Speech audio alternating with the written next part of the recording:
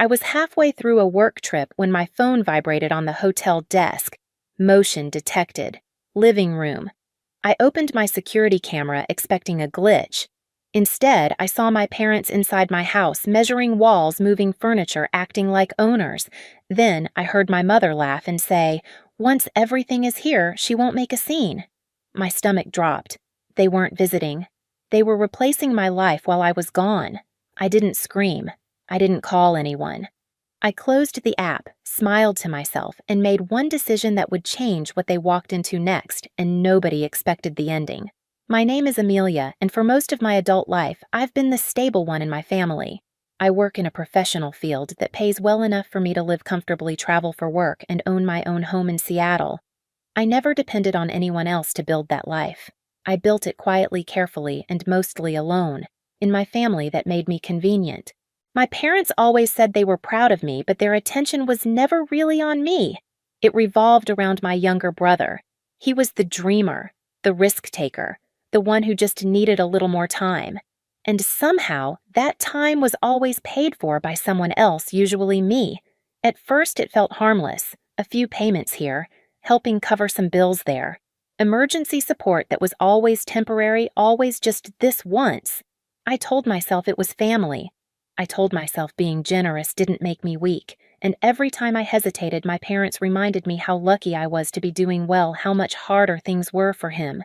So I didn't make a scene. I kept my head down and my boundaries soft. I answered calls late at night. I sent money without asking too many questions. I convinced myself that keeping the peace was the same thing as being loved. My house was the one thing that felt truly mine. I bought it on my own in a quiet neighborhood and turned it into a place where I could breathe.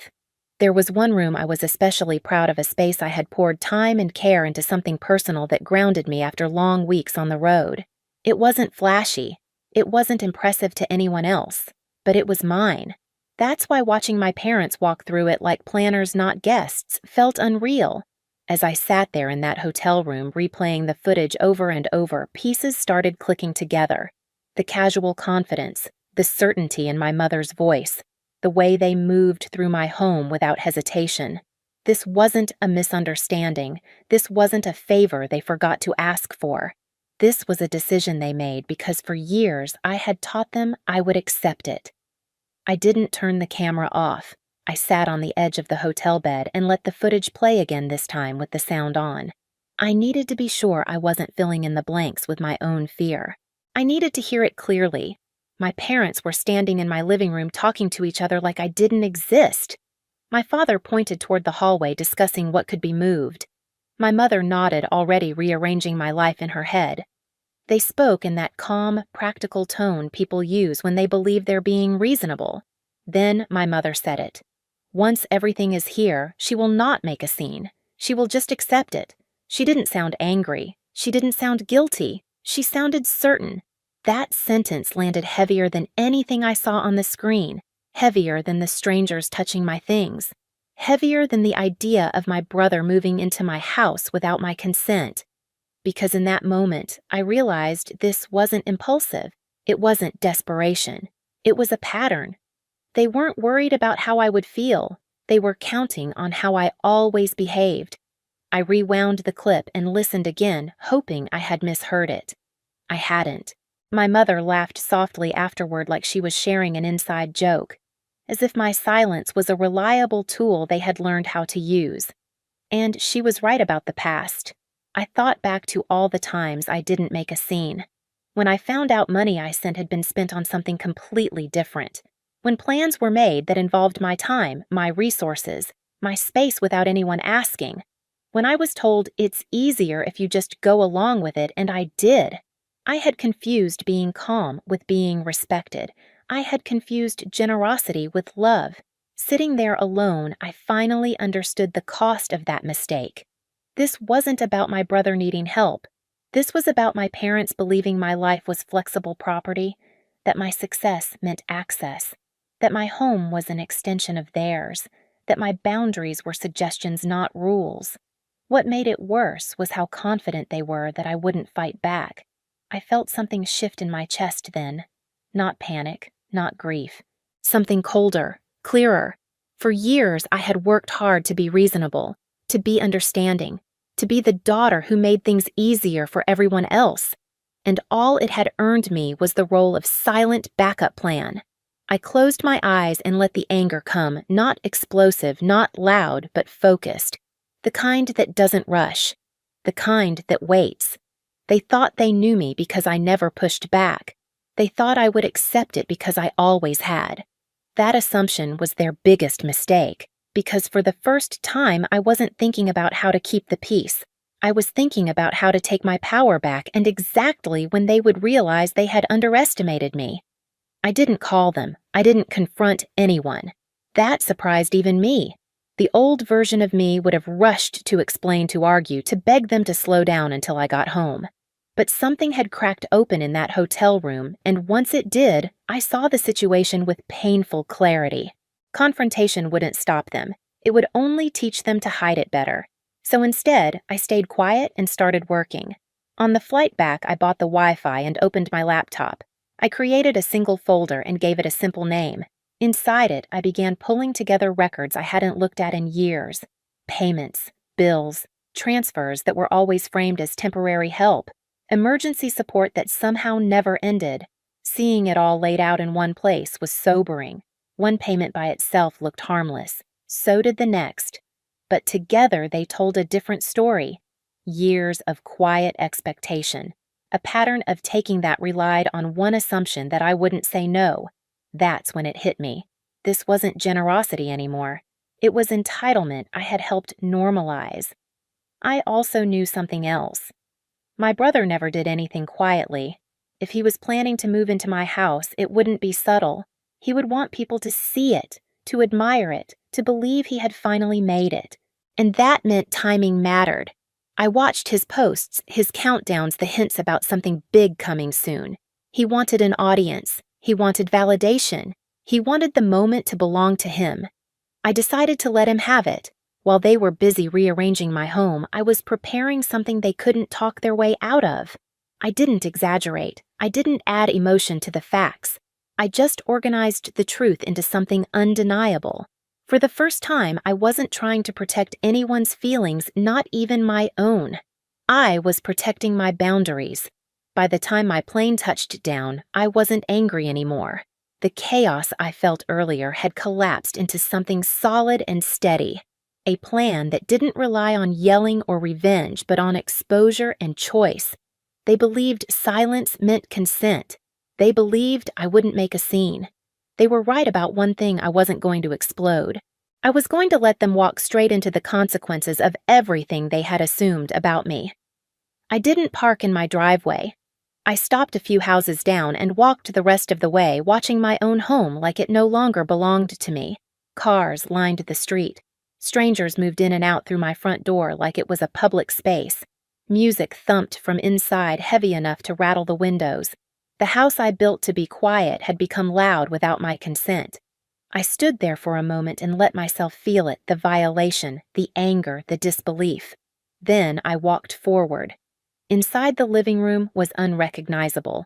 My furniture was pushed aside. Lights were set up. A backdrop covered the wall. People I didn't know sat around casually laughing, drinking, acting like this was normal, like this was earned. My mother was near the center of it all, directing people with an energy I rarely saw when it came to me. She turned when she noticed me and froze. "What are you doing here?" she snapped. "I thought you were out of town." "I came home," I said evenly. "To my house." She sighed like I was being difficult. "We're in the middle of something important. Don't make this about you." That sentence told me everything I needed to know. My brother was nearby, holding a phone, smiling into it like the room existed only to reflect him back. He was talking fast, confident, performing success. When he saw me, his smile flickered, but he didn't stop. "Guys," he said into the camera, forcing a laugh. "Look who decided to drop by, my sister Amelia. She's cool with all this, don't worry." I stepped closer into view. "No," I said calmly. "I'm not." The room shifted. A few people glanced at each other. My brother's smile tightened. "Relax," he muttered. "You're ruining the vibe." "I'm ending it," I replied. I didn't yell. I didn't argue. I reached into my bag and pulled out the folder I'd prepared. It wasn't dramatic. It didn't need to be. For anyone here, I said, looking around the room, this is my home. I own it. No one asked for my permission to be here today. My brother scoffed. You don't have to do this in front of everyone. I do, I said. Because this was planned in front of everyone. I turned to him. You don't live here. You were never invited to move in, and the image you're selling right now, the success you're claiming, was built on years of my support that you never repaid. My father stepped forward, his face red. This is a family matter. You're embarrassing us. No, I said. I'm stopping this. I opened the folder and placed it on the nearest table. These are records, payments, bills, support I gave over several years because I was told it was temporary. It wasn't. My brother tried to laugh it off, but his eyes kept darting to the folder. This is insane, my mother said sharply. After everything we've done for you. You've been in my house without asking, I said, measuring walls, moving my things, deciding my life while I was gone. Her mouth opened, then closed. I turned back to my brother. You wanted people to see the truth? Here it is. He stepped toward me. Turn that off, he hissed, nodding toward the phone. You're taking this too far. I'm not the one who took it anywhere, I replied. You did. That's when someone else walked in. She didn't raise her voice. She didn't look angry. She just looked done. She held an envelope in her hands. I think this belongs here, she said, stepping into the room. My brother went pale. Why are you here? She didn't answer him. She looked at me. You should see this. She opened the envelope and pulled out papers. Not dramatic, just clear, official looking. This, she said, is a contract connected to a vehicle you claimed was fully yours. But the name listed as responsible isn't yours. She turned the paper so my parents could see it. It's Amelia's. The room went silent. I took the papers from her hands. I didn't need to read every line. The signature was enough. It wasn't mine. You used my name, I said quietly, without asking. My brother panicked. It was just temporary.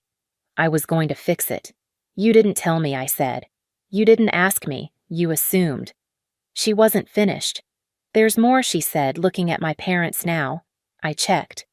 Accounts were opened in your names. Bills you didn't know about. Balances you didn't approve. My mother shook her head. That's not possible. It is, she replied gently, and it's already affecting you. My father's phone buzzed in his hand. He looked down at it, then back up at my brother like he was seeing him for the first time. You did this, he whispered. My brother backed away, shaking his head. I was going to make it right. That was the moment everything collapsed. Not because I yelled, not because I forced it, but because the truth had nowhere left to hide. I took a breath and spoke clearly. This ends now. Everyone who doesn't live here needs to leave. My mother rushed toward me. You can't do this. We're family. You stopped treating me like family when you decided I would just accept it, I said. She grabbed my arm.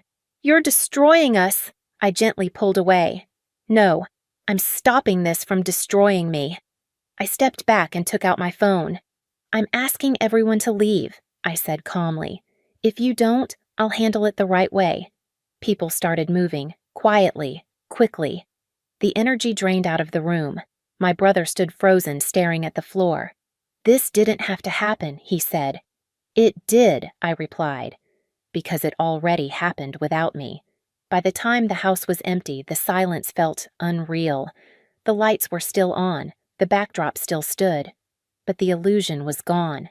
I looked at my parents one last time. You raised me to be reasonable, I said. You taught me to keep the peace. Today, I chose myself instead. I didn't wait for a response. For the first time, the house felt like mine again. The house didn't feel empty after they left. It felt quiet in a way I had never experienced before. No voices telling me to be patient. No footsteps that didn't belong to me. No tension hanging in the air waiting for the next demand. My parents didn't come back that night. Or the next day. When they did reach out later, it wasn't to apologize. It was to explain, to justify, to tell me I had gone too far, that I should have handled it privately, that family problems weren't meant to be exposed. But nothing about what they did was private to me. My brother disappeared from view almost immediately. The confidence, the noise, the performance, all gone. Without access, without an audience, there was nothing left to prop him up.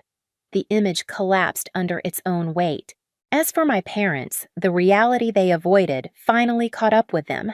Consequences they assumed I would quietly absorb were now theirs to face.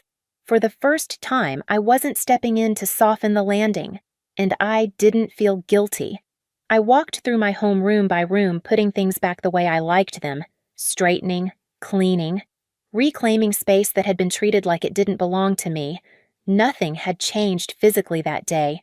The walls were still standing, the house was still intact, but everything had changed in the way that mattered. I had stopped negotiating my worth, and for the first time, the silence felt like peace. For years, I thought family meant endurance, that if I stayed quiet long enough, things would get better. I was wrong. Family isn't built on entitlement or silence. It's built on respect. Walking away wasn't cruelty, it was survival.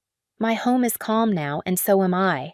If you've ever had someone cross your boundaries and expect you to accept it just because you're family, share this story. You're not alone. And if this resonated with you, subscribe for more stories like this.